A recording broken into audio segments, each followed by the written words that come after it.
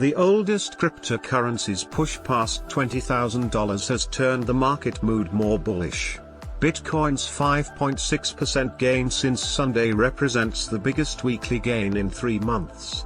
The crucial test will come next week when the Federal Reserve's Federal Open Market Committee meets. Most traders expect the U.S. central bank to raise the main interest rate by 75 basis points.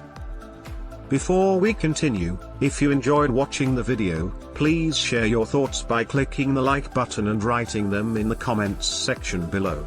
If you subscribe to the channel and turn on the notification bell, you will be among the first people to find out when new videos are published on the channel. So let's just get started.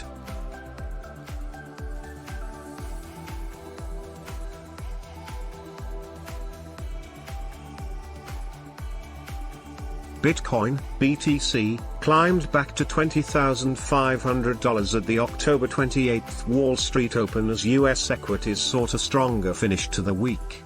The atmosphere was volatile after tech stocks suffered a major out-of-hours rout, with Bitcoin managing to avoid any knock-on losses. Cointelegraph reported on extent of short liquidations executed as Bitcoin hit 6-week highs.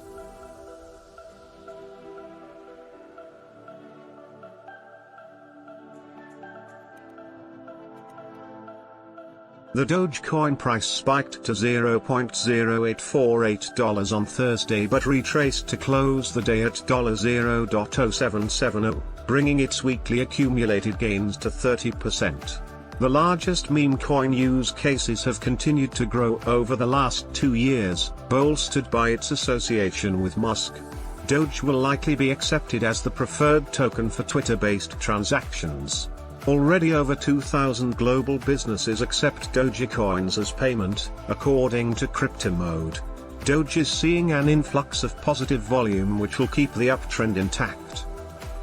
The OBV, on balance volume, indicator reinforces the bull's influence on the price, especially with a spike in Dogecoin's trading volume.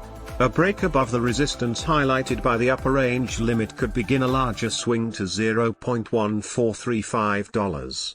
Approximately 27,000 addresses previously bought 5.89 billion Doge in the range.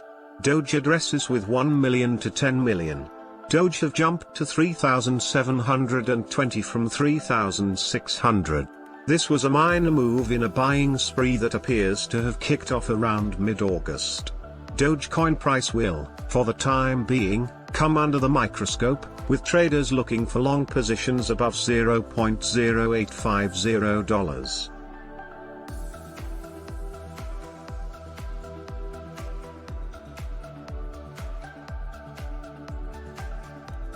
MakerDAO is moving a step closer to its endgame after a majority vote on Monday. DeFi's unofficial central bank will launch so-called Metaverse and activate a new vault to generate more revenue for the protocol. The vote created 2 opposing factions within the DAO, MetaDAOists and Constitutionalists. The former are in favor of the endgame plan, while the Constitutionalists are opposed. Instead of having the entire community of MKR holders weighing in on every proposal, separate MetaDAOs will specialize in specific aspects of the ecosystem. MIP84 would effectively set aside excess DAI to purchase staked Ethereum, STETH. The asset currently generates a yield of 5.5%. April MakerDAO delegates will vote on whether or not DAI should be pegged to the dollar at the end of endgame. Delegates can earn as much as $12,000 per month depending on how much voting power they've been delegating. Right now, it looks like Maker's co-founder Jerome Christensen has been very actively delegating his MKR holdings.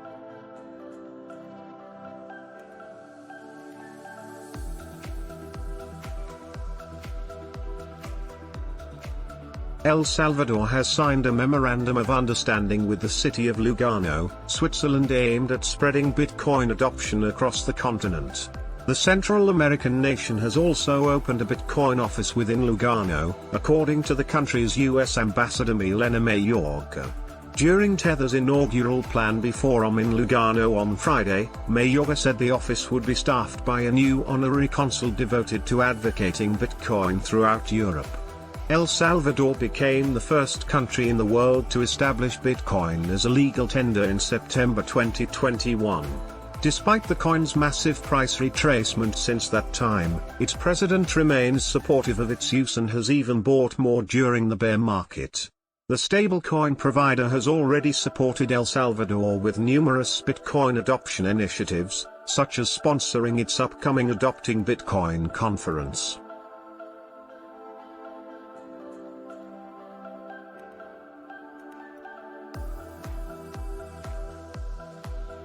Binance CEO Changpeng CZ Zhao says the company followed through with a $500 million commitment to back Elon Musk's high-profile Twitter takeover.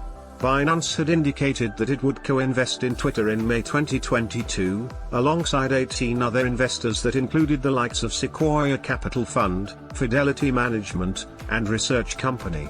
Cointelegraph has reached out to Binance to ascertain the finer details of its Twitter investment.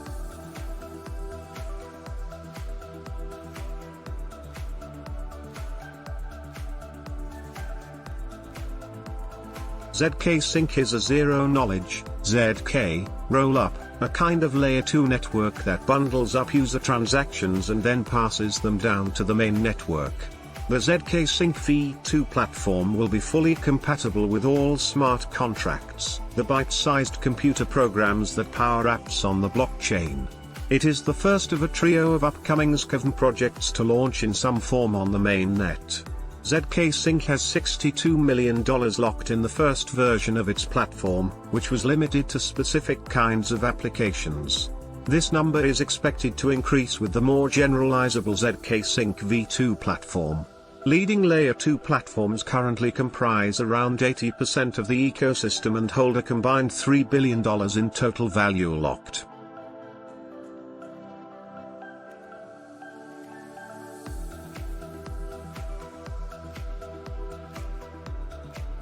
SeatLab NFT has partnered with Elro Dubai to become their exclusive VIP ticketing provider. This means all VIP tickets will be issued as NFTs, with digital collectibles, airdropped rewards and on-site gamified interactive blockchain installations also on offer.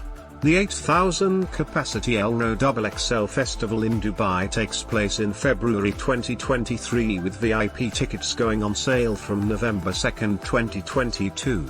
SeatLab NFT's dedicated app has now launched on Apple's App Store and Google Play. Elro Dubai's event is set to take place in 2023, introducing thousands of fans to NFTs for the very first time. The app will be accompanied by a dedicated marketplace for secondary sales, and a dashboard so event organizers can see all their sales data in one place.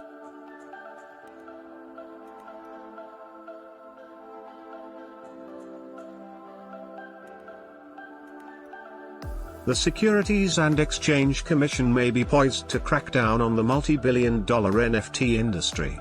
Commissioner Hester Peirce doesn't believe the SEC should be so quick to bring down the hammer.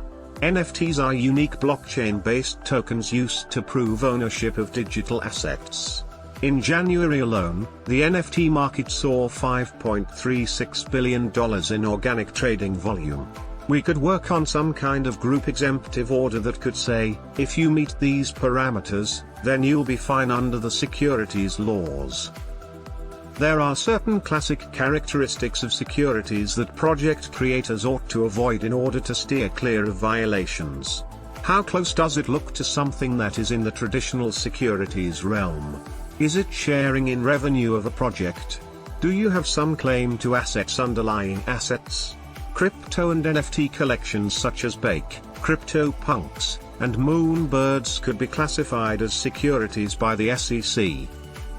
Those projects have racked up billions in secondary sales, but they purport to be art pieces that offer holders community perks and social utility. Peirce stated that a determination as to the securities status of each of those collections would have to come down to case-specific facts and circumstances.